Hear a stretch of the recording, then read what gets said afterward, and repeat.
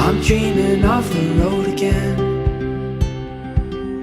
set free in the wind.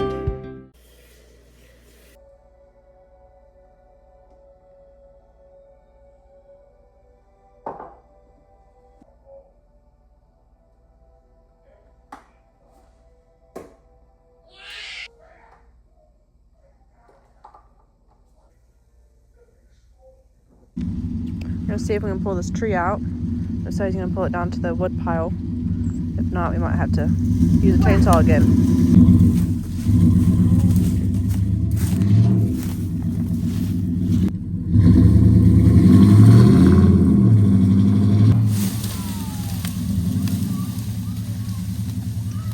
That's one way to do it. If it doesn't get stuck again.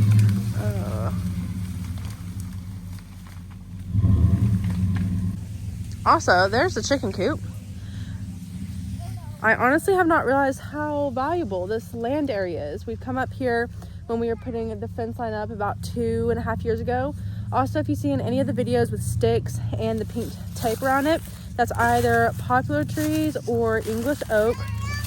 We have planted quite a bit, but this is kind of a little hillside, but it's a little bit of flat. So I need to consider what to do. Maybe put a little swing set up here or something.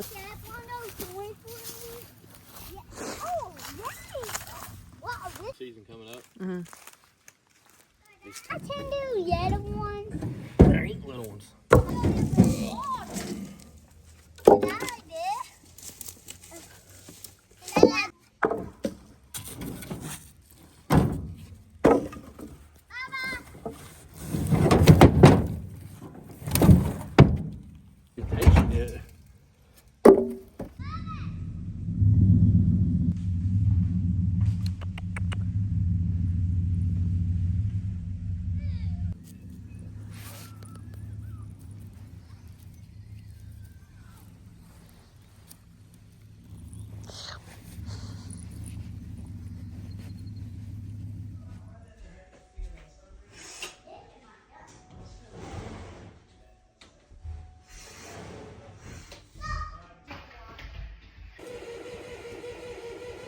The lads are now trying to start the tractor.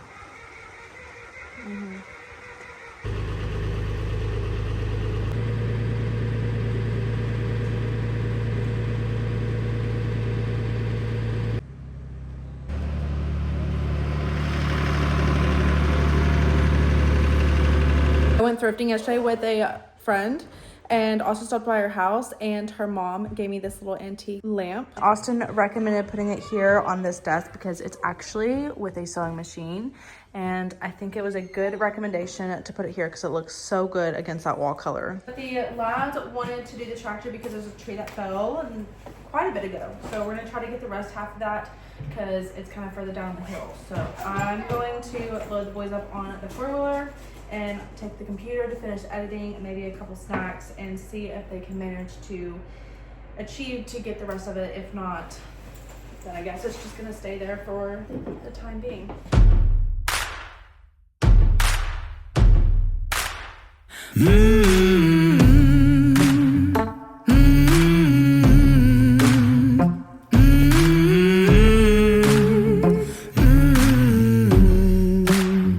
There was a time not too long ago when the earth grew wild and the rivers freely flowed, and one by one the colors came, known by their shade, not by their...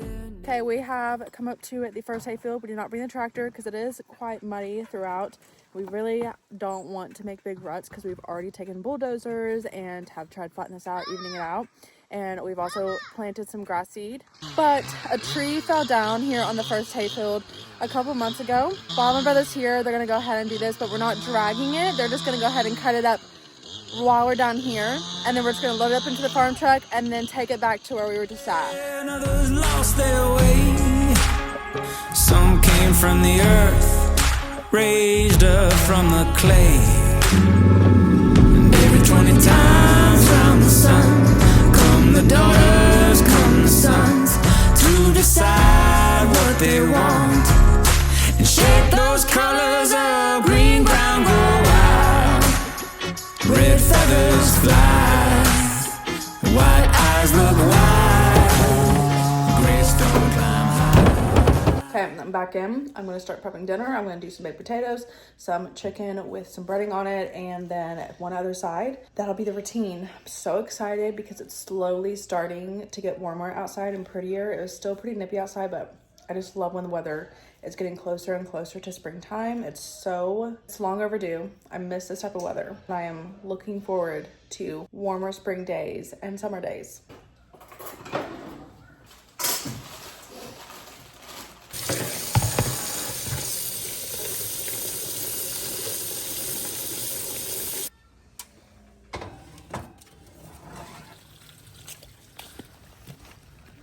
Why the boys and I were taking a little hike on this super rainy, muddy, sticky day.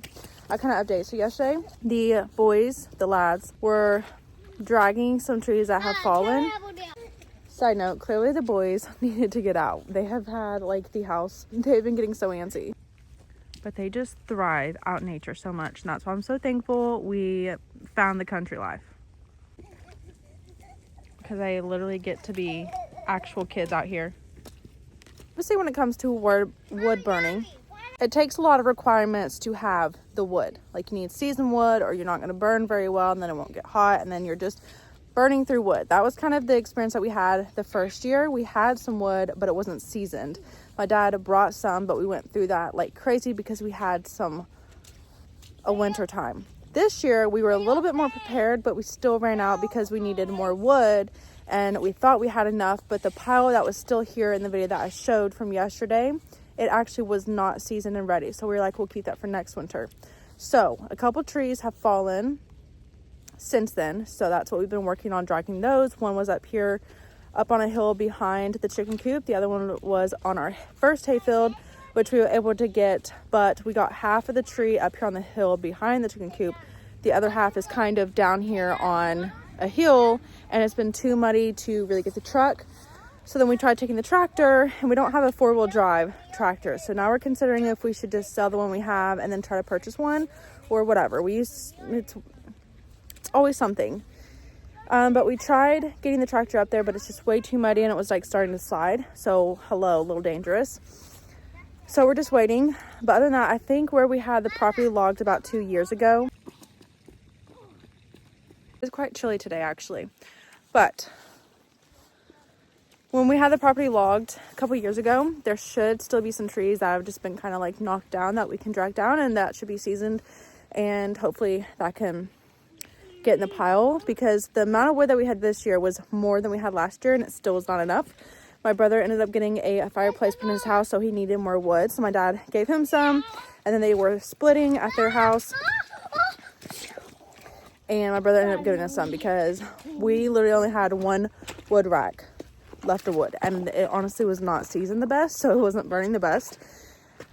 So we have now just allowed it to use electric heat. And when it draws 32 and below, we are doing the wood burner. Until then, because we just don't have the means of firewood to be going through it because we're kind of in the fall spring right now, if you can't tell. Like one day it's super pretty out, decent warm, and now it's like frigid and cold and rainy, and it was sleeting earlier. So since we're already walking and yapping and chatting, I figured I'd just fill you in just a little bit more because life is just a little hectic. There has been some new changes in both mine and Austin's life, good ones. And so we have been actively looking for a house just in general, but we have also went and looked at more properties and they're just not working out. Which, you know, could be a God thing. We are meant to be here for a little bit longer or forever, whatever the case may be. So nothing is working out in that sorts, but we have looked in different areas because we've been looking like within a 30-minute drive from here, but now we're looking like an hour away from here. I have decided I wanted to do a farm stand. I've wanted to do a farm stand for quite some time because I also want some honeybees, and the only issue is why I haven't jumped the gun on that is because the state that we live in, we're just a little particular about it. Like you have to give them the exact coordinates of where the bees are at, and then therefore they have the right to come onto your property kind of whenever to check on those hives. Great find.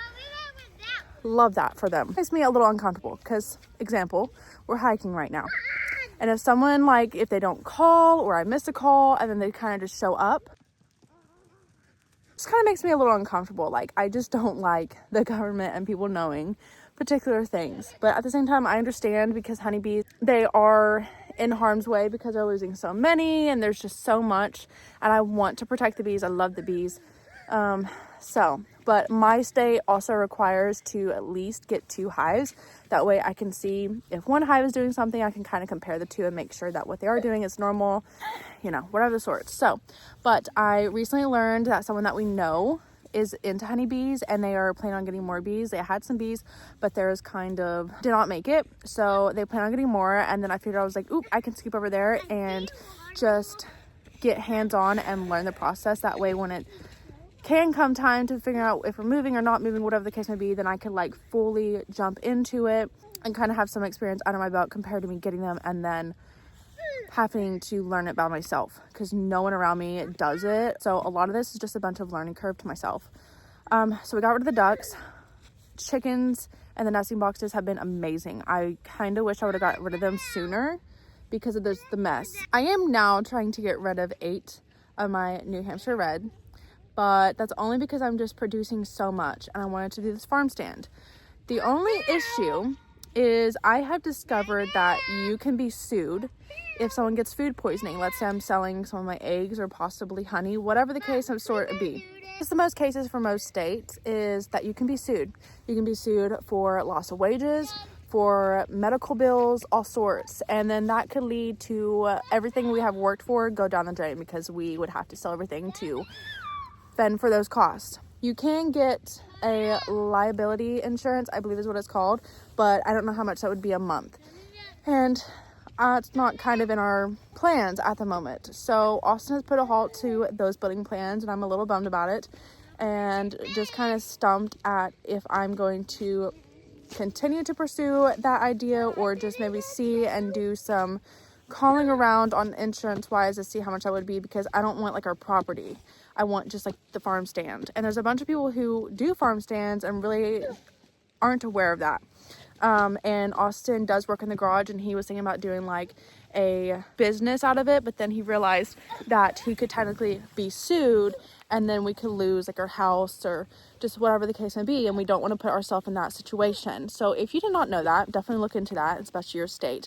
I even was talking about it to my mom and I was like, you know, what if you kind of sign a wager, basically like, hey, this could happen and I'm not responsible. And I googled that and all that stuff, and my state, even any state that I've looked around us, would say that it still doesn't protect me and I could still be in harm's way even if they sign that. And so we could basically turn it to like an LLC or a company per se, but that would be on our property. So then therefore, whether we move or not, we would still have to pay capital gains. And we have been here over 2 years now. So technically if we moved now, we would not have to pay capital gains. Whereas if you live somewhere and then you move within those 2 years, then you do.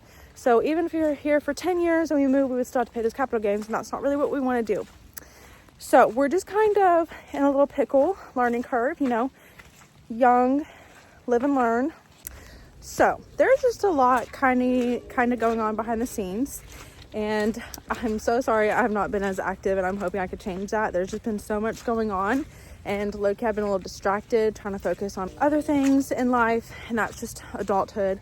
So I'm hoping that I can just kind of get back into the swing of things and doing what I love the most, filming, capturing, and sharing, and hoping to share the journey. That way it inspires someone else to get into this lifestyle.